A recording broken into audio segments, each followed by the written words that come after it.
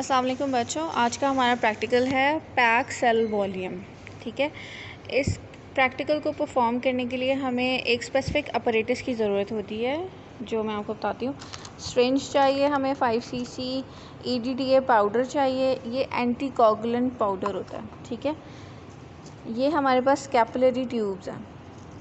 ये capillary tubes ऐसी हैं कि इनका एक एंड जो है वो मार्क्ड है। I hope it's clear.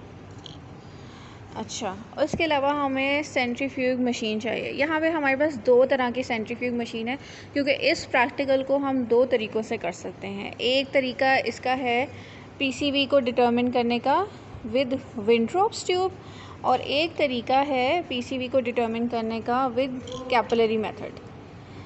Lab में या एग्ज़ाम में हम मोस्टली विंट्रोप्स मेथड जो है वो करते हैं, लेकिन हमारी लैब में दोनों प्रैक्टिकल्स को करने की सहूलत जो है वो मौजूद है। In the previous practical of ESR मैंने आपको बताया था कि ESR हम दो मेथड से कर सकते हैं।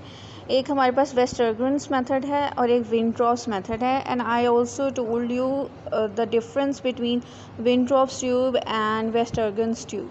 Refer to the previous practical if you have any confusion. ठीक है, अच्छा, ये हमारे पास विंट्रोप्स ट्यूब है।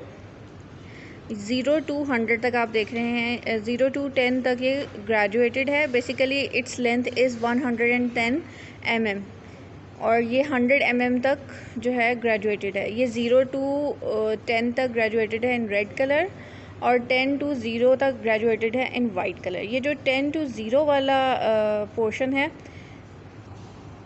अच्छा, अब डिफरेंस ये होता है ESR के लिए जब हम रीडिंग लेते हैं तो हम ऊपर से नीचे की तरफ लेते हैं, लाइक फ्रॉम 0 to 10। ठीक है, लेकिन इन PCV हम रीडिंग लेते हैं फ्रॉम नीचे से 0 से ऊपर 10 तक। ये डिफरेंस है।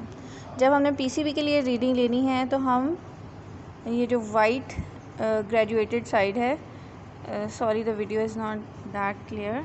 हाँ, ये जो वाइट ग्रेजुएटेड साइड है इसमें 0 से स्टार्ट करेंगे और ऊपर की तरफ जाएंगे। अच्छा, विंट्रोप्स ट्यूब का मैंने आपको बता दिया। अब वो जो दूसरा मेथड है जिसमें सेंट्रीफ्यूग मशीन हम यूज़ करते हैं फॉर कैपिलरी ट्यूब, तो इसमें देखें ये कैपिलरी ट्यूब दोनों एंड से ओपन है। इसका एक एंड जो है वो बस उस पर एक हल्का सा निशान है, इस पर कोई ग्रेजुएशन नहीं है। इसको रीड करने के लिए हम माइक्रो हेमाटोक्रिट रीडर वाला जो चार्ट है वो यूज़ करते हैं, जिसमें हम जो रेड पार्ट होता है उसको नीचे रखते हैं। जब आपके पास सैंपल होगा, रेड पार्ट को नीचे रखेंगे और नीचे से रीडिंग ऊपर की तरफ जाएगी। नीचे से रीडिंग को ऊपर की तरफ हम रीड करेंगे। अच्छा, सेंट्रीफ्यूग मशीन क्या होती है? ये वो मशीन होती है जिसके अंदर रेवोल्यूशंस जो हैं वो बहुत ज़्यादा तेज़ी से दी जाती हैं। जैसे इस प्रैक्टिकल में जो हमारी रेवोल्यूशंस की वैल्यू है वो है 3000 रेवोल्यूशंस पर मिनट।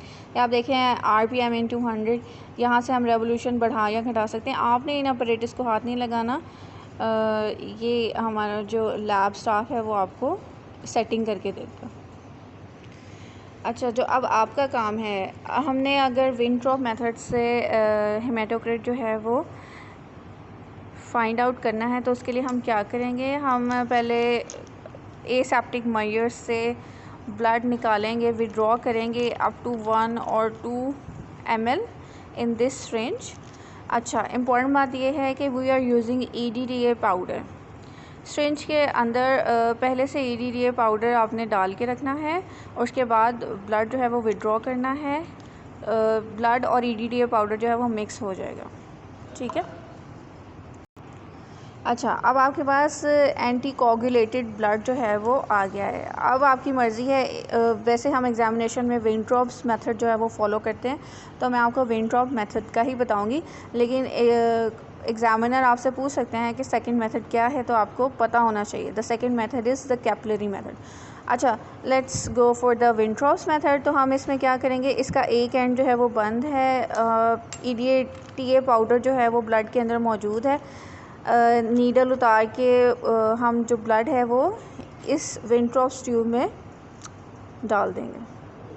ठीक है, और इसके बाद इस विंट्रोप्स ट्यूब को हमने इस सेंट्रीफ्यूग में रख देना है और आगे से ये इसको चलवाना है with the help of the lab staff. And ये 3000 रेवोल्यूशंस पर मिनट देनी है for 30 minutes. At the end of 30 minutes आप देखेंगे कि जो red colour uniform red colour था फ्रॉम 0 to 10, वो रेड कलर जो है अब कन्फाइन हो गया है टू लाइक 4 और 4.5 तक। इट मीन्स कि ये हमारा जो है हेमाटोक्रिट है। इसकी डिटेल और इसका background I will tell you in the webinar.